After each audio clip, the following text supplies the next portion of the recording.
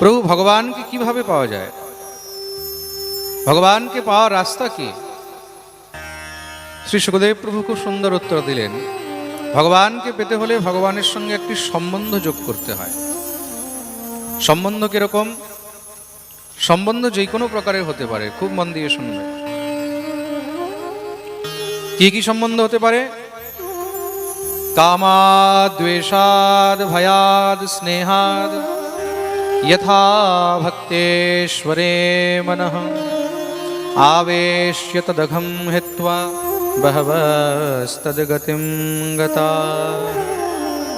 কামাদ দ্বেষাদ ভয়াদ স্নেহাদ যথা ভক্তেশ্বরে মনঃ। ভগবানের সঙ্গে যে কোনো সম্বন্ধ হতে পারে। কামের সম্বন্ধ, দ্বেষ মানে হিংসার সম্বন্ধ, ভয়াদ মানে ভয়ের সম্বন্ধ, স্নেহাদ মানে স্নেহের সম্বন্ধ। খুব মন দিয়ে শুনুন, যে কোনো সম্বন্ধ ভগবানের সঙ্গে হতে পারে। তো ভগবানকে কাম দ্বেষ মানে হিংসা স্নেহ ইত্যাদি এইসব সম্বন্ধের দ্বারাও কি পাওয়া যায়? বলছেন হ্যাঁ, পাওয়া যায়। কে ভগবানকে এইসব সম্বন্ধের দ্বারা পেয়েছে? খুব সুন্দর বর্ণন করলেন।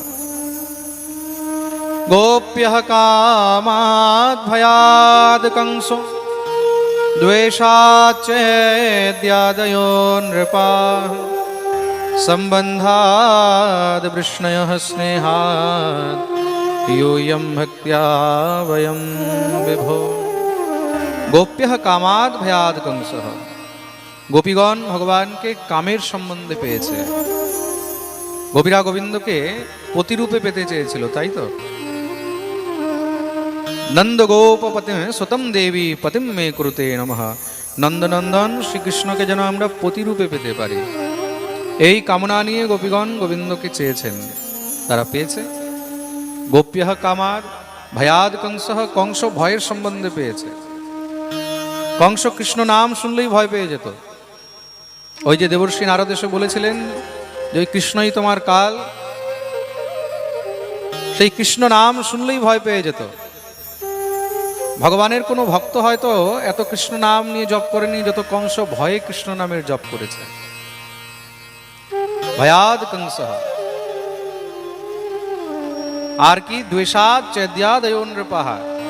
শিশুপাল ইত্যাদি তারা ভগবানকে হিংসায় পেয়েছে, দ্বেষ। সম্বন্ধাদ বৃষ্ণেহ স্নেহাদ यूयं भक्त्या वयं विभो। আর যদুবংশীরা বৃষ্ণিবংশীরা ভগবানকে স্নেহের সম্বন্ধে পেয়েছে। পরীক্ষিত প্রশ্ন করলেন, এই শিশুপাল ইত্যাদি কে ছিল? শ্রী সুখদেব প্রভু বললেন, এই শিশুপাল আর দন্তবক্র তারা পূর্বজন্মে জয় আর বিজয় ছিলেন। সেই জয় বিজয় রূপে ভগবানের পার্ষদ ছিলেন তারা। সনকাদি ঋষিদের অভিশাপে তাদেরকে 3 জন্ম অসুর কুলে তামস দেহ জন্ম গ্রহণ করতে হয়েছে। সর্বপ্রথম তারা হিরণ্যাক্ষ আর হিরণ্যকশিপু হয়ে জন্মগ্রহণ করলেন। তখন ভগবান বরাহ আর নৃসিংহ রূপে তাদের উদ্ধার করলেন। তৎপশ্চাৎ তারাই রাবণ আর কুম্ভকর্ণ হয়ে জন্মগ্রহণ করলেন। তখন ভগবান শ্রীরাম রূপে তাদের উদ্ধার করলেন। দাপর যুগে তারাই শিশুপাল আর দন্তবক্র রূপে জন্মগ্রহণ করেছিল। ভগবান তাদের উদ্ধার করলেন। পরীক্ষিত প্রশ্ন করলেন, প্রভু হিরণ্যাক্ষের তো ভগবান উদ্ধার করেছিলেন, আপনি বর্ণন করলেন, কিন্তু হিরণ্যকশিপুর উদ্ধার ভগবান কিভাবে করলেন? আমরা সেটা শ্রবণ করতে চাই। শ্রী সুখদেব প্রভু হিরণ্যকশিপুর উদ্ধারের বর্ণন আরম্ভ করলেন। হিরণ্যাক্ষের মৃত্যুর প্রতিশোধ নেওয়ার জন্য হিরণ্যকশিপু তপস্যা আরম্ভ করেছে ব্রহ্মার। পরমপিতা ব্রহ্মা প্রসন্ন হয়ে দর্শন দিলেন। ব্রহ্মা বললেন, বর চাও। হিরণ্যকশিপু বলল, প্রভু যদি দিতেই হয় তাহলে এমন বর দিও তাতে যেন আমি অমর হয়ে যাই। ব্রহ্মা বললেন, বাবা অমরত্বের বর তো আমি দিতে পারবো না। কেন? কেন কি সংসারে আমিও অমর নই, একদিন আমাকেও যেতে হয়।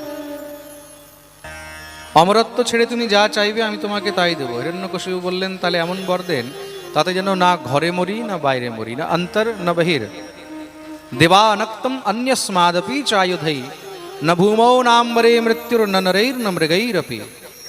না ঘরে মরি না বাইরে মরি, না আকাশে মরি না পাতালে মরি, না জলে মরি না স্থলে মরি, না অস্ত্রে মরি না শস্ত্রে মরি, না পশুর হাতে মরি, না পক্ষীর হাতে মরি, না দেবের হাতে মরি, না দানবের হাতে মরি। শুধু তাই নয়, হে পরমপিতা, আপনার রচিত সৃষ্টির কোনো জীবের হাতে যেন আমার মৃত্যুই না হয়। ব্রহ্মা বললেন আরো কিছু, বলে 12 মাসেই যেন আমার মৃত্যু না হয়। ব্রহ্মা বললেন তথাস্তু, যাও তাই হবে।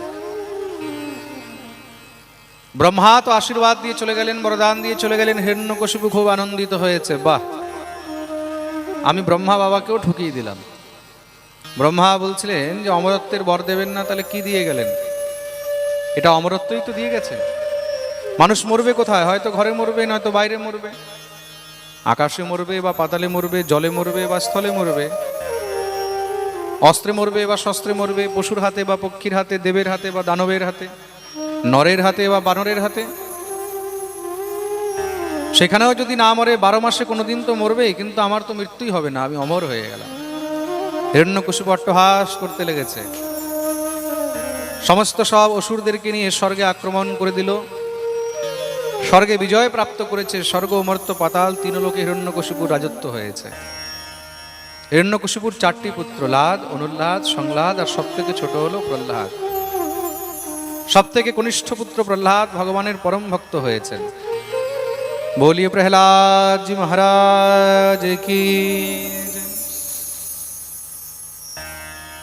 শ্রী প্রহ্লাদ জি মহারাজ আস্তে আস্তে বড় হচ্ছেন, মুখ থেকে কথা ফুটেছে। অন্য বাচ্চাদের হয়তো মুখ থেকে কথা ফুটলে আগে মা, বাবা, কাকা বলতে পারে বা বলে থাকে, কিন্তু প্রহ্লাদের মুখ থেকে প্রথম শব্দ বেরিয়েছে কি? হরি হরি, হরি হরি, হরি শব্দ বেরিয়েছে। বলে হরি শুনে হিরণ্যকশিপু খুব আনন্দিত হয়েছেন। কেন? বলে হরিনাম শুনে আনন্দিত হয়েছে? না না না, হিরণ্যকশিপু শুনেছে অরি। খুব মন দিয়ে শুনবে। প্রহ্লাদ বলেছেন হরি, হিরণ্যকশিপু শুনেছে অরি। অরি শব্দের অর্থ হলো শত্রু। হিরণ্যকশিপু মনে মনে ভাবছে, আমি যে এই বিষ্ণুকে, আমি যে এই হরিকে খুঁজে বেড়াচ্ছি, আজ পর্যন্ত তাকে খুঁজে বেরোতে পারলাম না। আমার ছেলে এখন থেকেই বলছে কোথায় সেই শত্রু, কোথায় সেই শত্রু। দেখতে দেখতে প্রহ্লাদ বড় হচ্ছেন। 5 বৎসর অবস্থা হয়েছে। পিতা গুরুকুলে বিদ্যা অধ্যয়ন করার জন্য পাঠালেন। অসুরদের গুরুকুল রয়েছে, যেখানে শুক্রাচার্যের 2 শিষ্য মাস্টার, নাম হলো ষণ্ড আর অমর্ক। খুব মন দিয়ে শুনুন। সেই ষণ্ডামর্ক অসুরদের কুলে, অসুরদের গুরুকুল, সেই বিদ্যালয়ে আচার্য প্রহ্লাদকে পাঠিয়েছেন বিদ্যা অধ্যয়ন করতে। শ্রী প্রহ্লাদজি মহারাজ বিদ্যা অধ্যয়ন করছেন। গুরুরা কি বিদ্যা শেখায়? মারো কাটো বিদ্যা। কি করে মারতে হয়, কি করে কাটতে হয়, কি করে মানুষকে কষ্ট দিতে হয়, এসব বিদ্যা শেখানো হচ্ছে। প্রহ্লাদ কি করেন? এক কান দিয়ে শোনে, আরেক কান দিয়ে বের করে দেয়।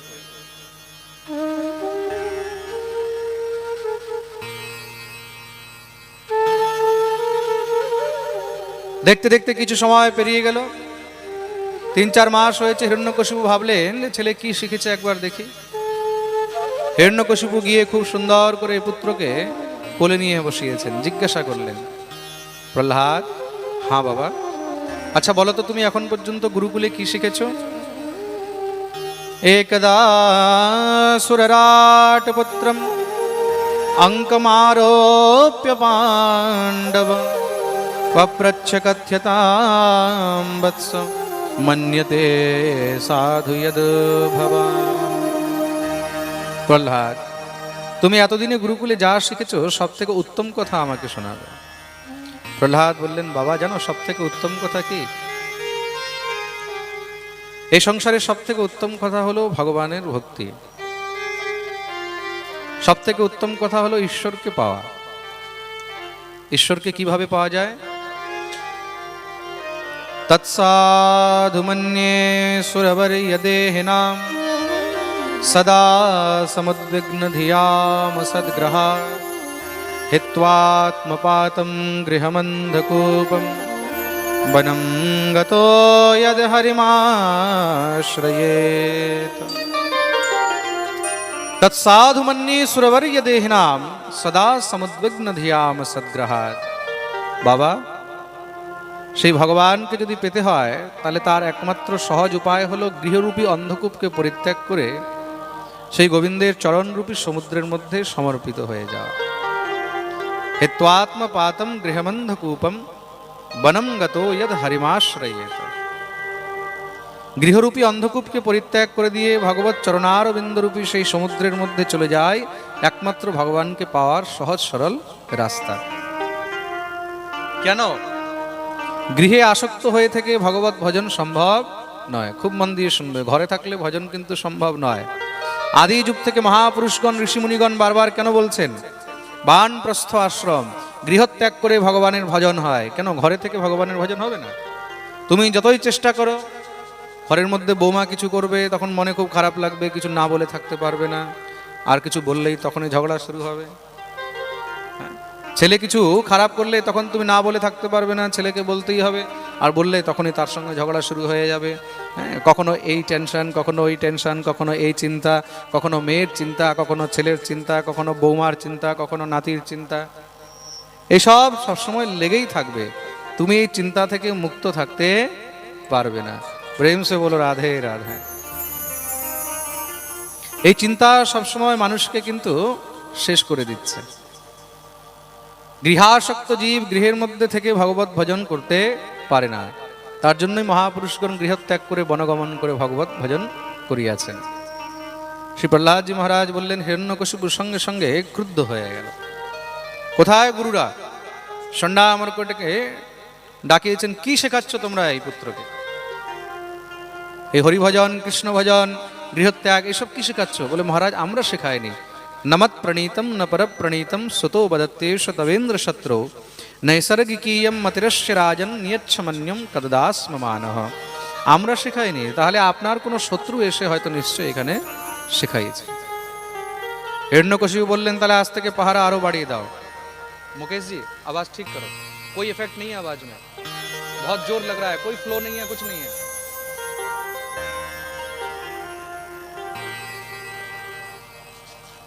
হিরণ্যকশিপু বললেন, আজ থেকে আরো পাহারা বাড়িয়ে দাও বিদ্যালয়ের মধ্যে, বাইরের কোনো মানুষ যেন ভিতরে ঢুকতেই না পারে।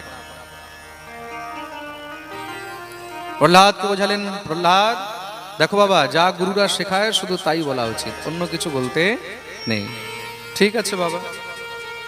গুরুরা আবার সেই মারকাটো বিদ্যা শেখায়, কিন্তু প্রহ্লাদের ভিতরে ঢোকেই না। কেন? প্রহ্লাদ তো আগের থেকেই কৃষ্ণ ভক্ত।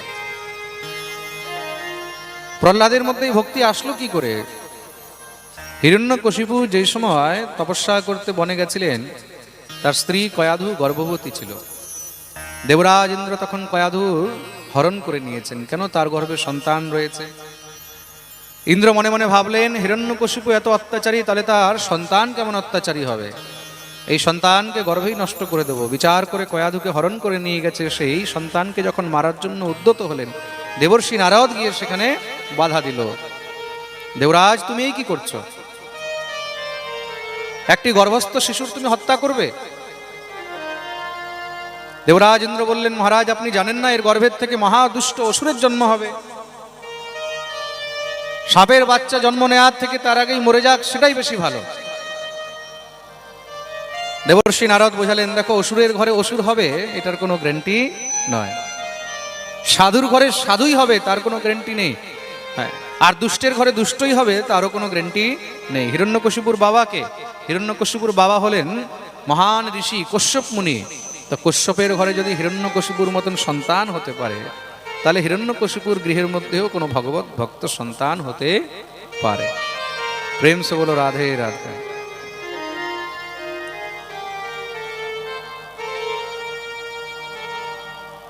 খুব মন দিয়ে শুনবে। রাবণের বাবা কে ছিল? বিশ্বশ্রবা মুনি। বিশ্বশ্রবা মুনি পরম ভগবত ভক্ত, তিনি একজন ঋষি সাধক, কিন্তু তার ঘরে রাবণের মতন সন্তান জন্মগ্রহণ করেছে তো। সৎ মানুষের ঘরের মধ্যে অসৎ জন্ম নিতে পারে, অসতের ঘরেও সৎ জন্মগ্রহণ করতে পারে। প্রেম সে বলো রাধে রাধে। দেখুন, সন্তান কেমন হবে, গর্ভাধান সংস্কারের দ্বারাই কিন্তু বোঝা যায় সেই সন্তান কেমন হবে। তার জন্য শাস্ত্র কিন্তু নিয়ম বলেছে, দ্বিসন্ধ্যা, দিনের মধ্যে দুইটা সন্ধ্যা হয়। খুব মন দিয়ে শুনবে কিন্তু। একটা হলো সূর্যোদয়ের সময়ের সন্ধ্যা, আর একটা হলো চন্দ্রোদয়ের সময়ের সন্ধ্যা। যে সময় চন্দ্র অস্ত হয় আর সূর্য উদয় হয় সেটাও সন্ধির সময়, কিন্তু যেটাকে আমরা ভোরবেলায় বলি সেটাও কিন্তু সন্ধির সময়। আর যে সময় সূর্য অস্ত হয়, চন্দ্র উদিত হয়, সেটাও সন্ধির সময়, সেটাকেও সন্ধ্যা বলা হয়। এই দুই সন্ধি কালে কোনো সময় গর্ভাধারণ করিতে নেই। তার মানে ভোরবেলায় সূর্যোদয়ের সময়, যে সময় অরুণোদয় হয়, সূর্যোদয় হয় সেই সময়, এবং সন্ধ্যাকালে যে সময় সূর্য অস্ত হচ্ছে সে সময় কখনো গর্ভাধারণ করিতে নেই। প্রত্যেক স্ত্রী পুরুষ তাদেরকে খুব মন দিয়ে শুনতে হবে। যেই জীব এই সময় গর্ভাধারণ করবে এটাকে আসুরি কাল বলা হয়েছে, তাহলে তার গর্ভের থেকে কোনো অসৎ সন্তানেরই জন্ম হবে। দ্বিতীয়ত কথা, দিনের বেলায়, মধ্যাহ্নকালে বা দিনের বেলায় যদি কোনো সন্তান যদি কোনো সন্তান জন্মগ্রহণ করে সেও কিন্তু দুর্ভাগা হয়, মানে তার ভাগ্য মন্দ হয়, তার কপাল খারাপ হয়। খুব মন দিয়ে শুনবে, কিন্তু শাস্ত্রের মধ্যে একদম স্পষ্ট রূপে বর্ণিত রয়েছে। কদাচিৎ কোনো সময় ভোরবেলা হইতে সন্ধ্যাকাল পর্যন্ত গর্ভাধারণ করতেই নেই। তাহলে সেই সময় যেই সন্তান গর্ভে আসবে সেই সন্তান হয়তো দুষ্ট হবে, দুরাচারী হবে, দুর্ভাগা হবে, অন্যথা রোগী হবে। আর শুধু তাই নয়, অনেক কিন্তু তিথি নক্ষত্র ইত্যাদিও বলা রয়েছে। সেই সব তিথি নক্ষত্রের মধ্যেও গর্ভাধান করলে তখন সেই বাচ্চা, সেই সন্তান কিছু না কিছু অপঙ্গ বা মন্দবুদ্ধি বা কোনো না কোনো অপায় নিয়ে জন্ম গ্রহণ করে। তার জন্য আমাদের শাস্ত্রের মধ্যে গর্ভাধান সংস্কারেরও বিধান বলা রয়েছে। গর্ভাধান সংস্কার আলাদা করে কিন্তু লেখা রয়েছে, কিভাবে গর্ভাধান করতে হয়, কোন সময় সন্তান গর্ভে আসলে সেটা সৎপুরুষ হয়, মহাপুরুষ হয়, ভগবত ভক্ত হয়, বীর পুরুষ হয়, সবকিছু কিন্তু বর্ণিত রয়েছে। কোন সময় গর্ভাধান হলে কন্যা হবে, কোন সময় গর্ভাধান হলে তখন পুত্র হবে, এই সব কিছু কিন্তু শাস্ত্রে বর্ণিত রয়েছে। প্রেম সে বলো রাধে রাধে, বলো না।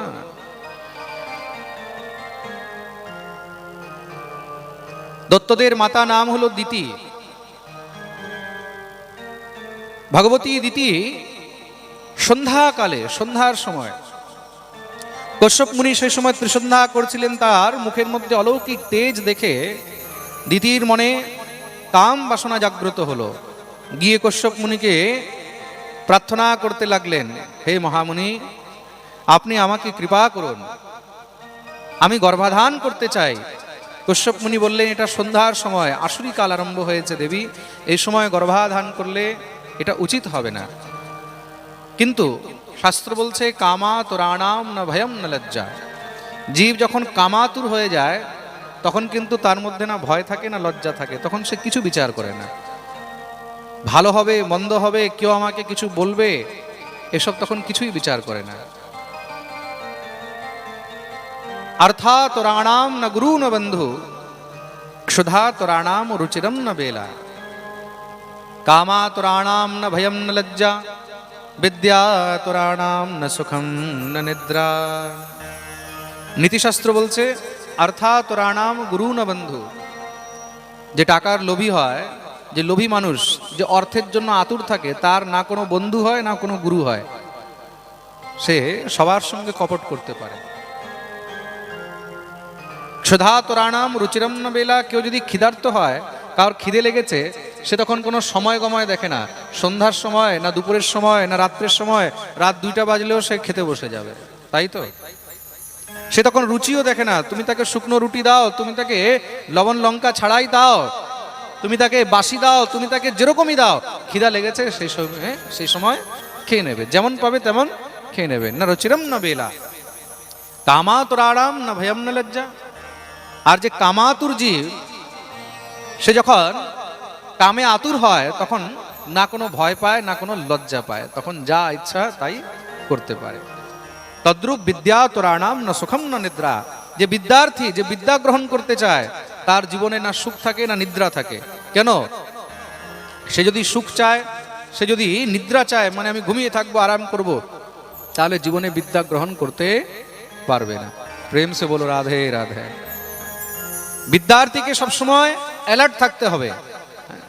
কাক চেষ্টা বকো ধ্যানম শ্বান নিদ্রা তথৈব চ অল্পহারি গৃহত্যাগী বিদ্যার্থী পঞ্চলক্ষণম।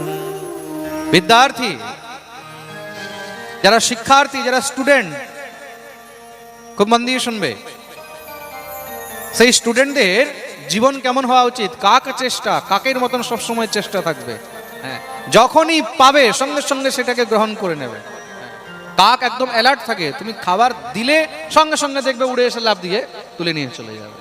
কাক চেষ্টা, কাকের মতন চেষ্টা থাকতে হবে, সবসময় প্রতীক্ষায় থাকতে হবে কখন কোথায় আমি কোন জ্ঞান পাবো, কোথায় আমি জ্ঞান অর্জন করতে পাবো, কার কাছে পাবো, যার কাছে পাবো তার কাছেই গিয়ে বসে থাকবো।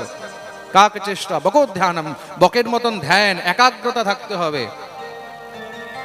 বক দেখেছো যখন শিকার করে জলের মধ্যে, জলের উপরে বক চলে, এইভাবে চলবে যেন জলের ভিতরে মাছগুলো বুঝতে না পারে, টের না পায়, আর একদম একাগ্র হয়ে জলের দিকে তাকিয়ে থাকবে। যখনই দেখবে যে একটু উপরের দিকে উঠেছে মাছ, সঙ্গে সঙ্গে গিয়ে ধরে নেবে। তদ্রূপ বিদ্যার্থীকেও একদম বকের মতন একাগ্র থাকতে হবে। ভগবদ ধ্যানম, একাগ্র চিত্ত।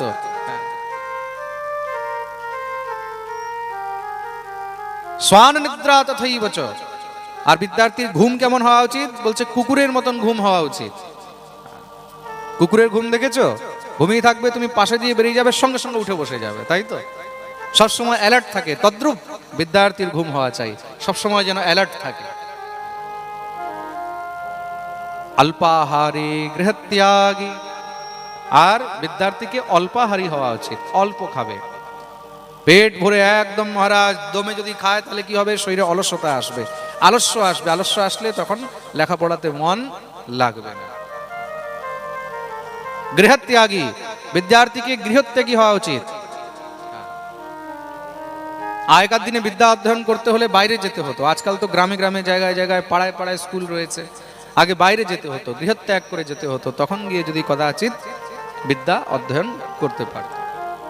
আজকালকার ডেটে যদি বলা হয় তাহলে গৃহত্যাগীটাকে সরিয়ে দিয়ে মোবাইল ত্যাগী বলতে হবে। বাচ্চাদেরকে যদি পড়াতে হয়, যদি পড়ার মধ্যে মন লাগাতে হয়, যদি তাদেরকে শিক্ষা গ্রহণ করতে হয়, তাহলে মোবাইল থেকে দূরে থাকতে হবে। যত মোবাইলের সঙ্গে চিপকে থাকবে, যত মোবাইলের সঙ্গে লেগে থাকবে, ততই কিন্তু তার বিদ্যা নাশ হবে। প্রেম সে বলো রাধে রাধে। বলো না, আরে বলো না, আরো জোরে জয় জয় শ্রী রাধে। এগুলো বিদ্যার্থীর লক্ষণ বলা হয়েছে। ভগবতী দিতি কশ্যপ মুনির কাছে প্রার্থনা করলেন, কশ্যপ মুনি মানা করেছে, তাও দিতি মানলেন না। দিতির জিদের কারণে সেই সন্ধ্যাকালে আসুরি বেলায় কশ্যপ মুনির সঙ্গে দিতির মিলন হলো, যার কারণে দিতির গর্ভে সন্তান এসেছে। মিলনের পরে কশ্যপ মুনি দিতিকে বললেন, দেবী মনে রাখবে তোমার গর্ভে যে সন্তান হবে সে কিন্তু মহা দুষ্ট হবে, পাপী হবে, দুরাচারী হবে, সে অসুর হবে। দিতি কানতে লেগে গেছে, প্রভু আমার দ্বারা ভুল হয়ে গেছে। কাম এমন বস্তু, যখন কামের নিবৃত্তি হয় তখন দেখবে বৈরাগ্য হয়ে যায়। যতক্ষণ পর্যন্ত কাম মাথায় উঠে থাকবে ততক্ষণ পর্যন্ত মানুষ পাগলের মতন ঘুরবে, আর কাম নিবৃত্তি হবে সঙ্গে সঙ্গে দেখবে তখন বৈরাগ্য হয়ে যাবে। ইস, কি ছিল? কিছুই না।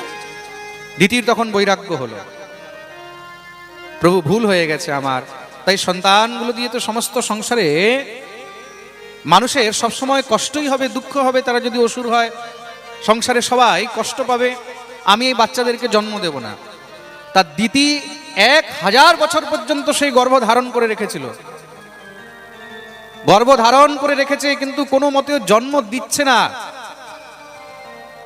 আস্তে আস্তে গর্ভের এত তেজ বেড়ে গেছে, যখন আর দিতি সহ্য করতে পারেননি তখন গিয়ে তিনি সেই দুটি সন্তানকে জন্ম দিলেন। নাম হলো হিরণ্যাক্ষ আর হিরণ্যকশিপু। তার জন্য প্রতিটি মানুষকে এই জিনিস খেয়াল রাখা উচিত। আমাদের বৃন্দাবনে আমাদের ব্রজভাষায় একটা কথা বলে, কোনো বাচ্চা যদি দুষ্ট হয়, বদমাশ হয়, তখন আমাদের এখানকার বয়স্ক লোকরা একটা খুব সুন্দর কথা বলে, বলে বিন মহরতকে পেদা ভাই হয় যে, বুঝতে পেরেছ? মানে মুহূর্ত ছাড়া জন্ম নিয়েছে, তার জন্য এরকম হয়েছে। হ্যাঁ, শাস্ত্রের মধ্যে প্রতিটি তিথি, মুহূর্ত, ক্ষণ, সময় এগুলোর খুব সুন্দর বিধান দেয়া রয়েছে। আমরা এগুলো মানি না বলে জীবনে দুঃখ পাই, আর যদি মানবে তাহলে জীবনে সুখ পাবে। প্রেম সে বলো রাধে রাধে। প্রহ্লাদ মাতৃগর্ভে ছিলেন, দেবর্ষি নারদ তাকে, প্রহ্লাদের মা কয়াধুকে ইন্দ্রের হাত থেকে রক্ষা করে নিয়ে গেলেন নিজের আশ্রমে। আর সেখানে নিত্য তিনি সৎসঙ্গ করতেন, হরিকথা বলতেন, কয়াধু বসে শুনত। ওই যে গর্ভের সন্তানকে নিয়ে ভগবত কথা শুনেছে, তার জন্য সন্তানের উপরে সেই কৃষ্ণ ভক্তির প্রভাব জন্ম থেকেই পড়ে গেছে। প্রত্যেক মাতাগণকে এটা শ্রবণ করতে হবে।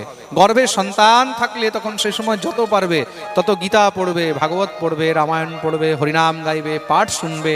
তাতে কি হবে? গর্ভস্থ শিশুর উপরে তার প্রভাব অবশ্যই পড়বে।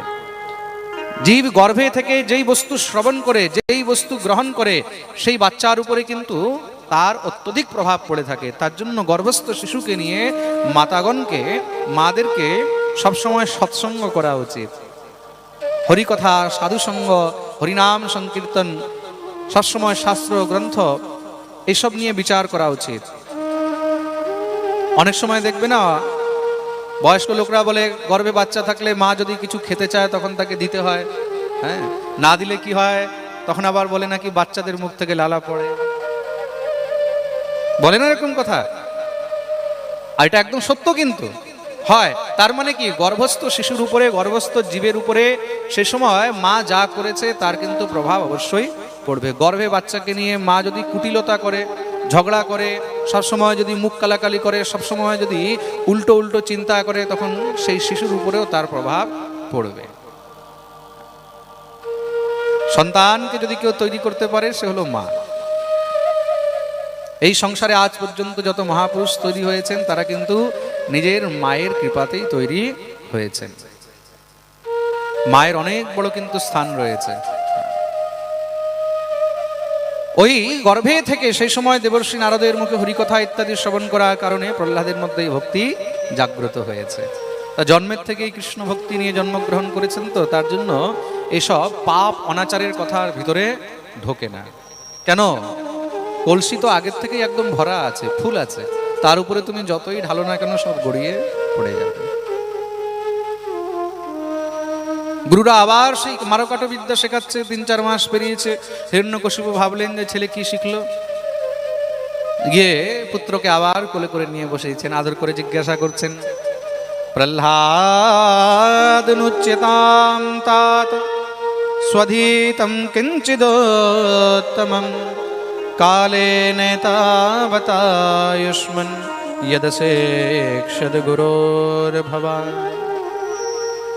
প্রহ্লাদ, আচ্ছা বেটা, গুরুকুলে তুমি এখন পর্যন্ত যা শিখেছো তার মধ্যে যেটা সব থেকে উত্তম কথা সেটা আমাকে শোনাবে। প্রহ্লাদ ভাবলেন, বাবা উত্তম কথা জিজ্ঞাসা করেছে, ভালো কথা, তাহলে ভালোই বলতে হবে। বাবা, সব থেকে উত্তম ভালো কথা কি জানো? এই সংসারে সব থেকে উত্তম হলো হরিভক্তি। ভগবানকে যদি পেতে হয় একমাত্র ভক্তির দ্বারাই পাওয়া সম্ভব। তুমি যতই তপস্যা করো, যতই সাধনা করো, তাতে কিন্তু ভগবানকে অত সহজে পাওয়া যায় না। ভগবানকে যদি সহজে পেতে হয় তাহলে একমাত্র ভক্তির আশ্রয় নিতেই হবে। ভগবানকে ভক্তি খুব প্রিয়। তন্তু ভক্তি প্রিয়াতস্য সততম প্রাণতোধিকা।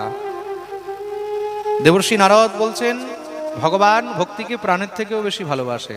তার জন্য কোনো জীব যদি ভক্তির আশ্রয় নেয় তাহলে ভগবানকে অনেক তাড়াতাড়ি পেয়ে যায়। আর ভক্তি কত প্রকারের? ভক্তি 9 প্রকারের, যাকে নবধা ভক্তি বলা হয়েছে। কি কি?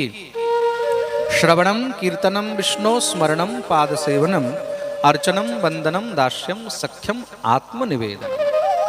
প্রথম ভক্তি হলো শ্রবণ ভক্তি। এই ভক্তি কিভাবে হয় বলে? কান দিয়ে। প্রথম ভক্তি হলো শ্রবণ ভক্তি। হরিকথা শ্রবণ করা, হরি গুণগান শ্রবণ করা, হরি কীর্তন শ্রবণ করা, এটা হলো প্রথম ভক্তি। আর এই প্রথম ভক্তি কিভাবে হবে? সাধু সঙ্গ করলেই তখন শ্রবণ ভক্তি সম্ভব। প্রথম ভক্তি সন্তন কর সঙ্গা, দুজিরতে মম কথা প্রসঙ্গ। প্রথম হলো শ্রবণ ভক্তি, দ্বিতীয় হলো কীর্তন ভক্তি, তৃতীয় হলো স্মরণ ভক্তি। দেখুন পাঠের মধ্যে বসে কিন্তু 2-3টা ভক্তি সহজেই হয়ে যায় আপনাদের। সর্বপ্রথম কি? সর্বপ্রথম আপনারা পাঠ শ্রবণ করছেন, তাই তো?